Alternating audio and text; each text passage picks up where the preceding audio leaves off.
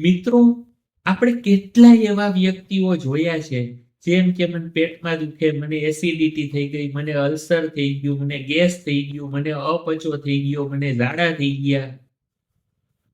આને કેમ આવું થતું હોય છે? મેં જ્યારે આવા વ્યક્તિઓનું સંશોધન કર્યું તો મને એક વસ્તુ દેખાણી, એ મારે તમારી સાથે શેર કરવી છે.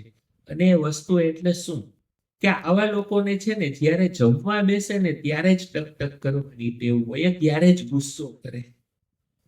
એ પોતાની બધી જ હૈયા વરાળ છે એ ત્યારે વ્યક્ત કરે, કોઈની ખામીઓ કાઢે, કોઈ ઘટનાઓને યાદ કરીને ગુસ્સો કરે, પોતાની જાતને કોસતા હોય.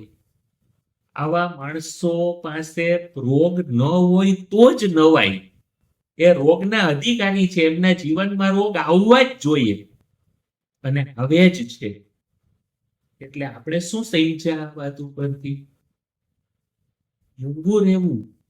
જ્યારે જમવા બેસીએ છીએ ને ત્યારે જો પ્રેમથી જમવાની તેવડ હોય તો જ ખાવું, નહીં તો ન ખાવું. પણ જો જમતી વખતે આપણે ગુસ્સો કરીશું તો આપણા શરીરની અંદર અનેક રોગો ઉત્પન્ન થશે. આપણું શરીર એ રોગોનું ઘર બની જશે. હું નથી ઈચ્છતો કે આપણું જીવન ફક્ત ને ફક્ત જમતી વખતે ગુસ્સો કરવાથી રોગોનું ઘર બની જાય. તો જ્યારે પણ આપણે ભોજન લઈએ છીએ ત્યારે ગુસ્સો કર્યા વગર ભોજન લેવું જોઈએ.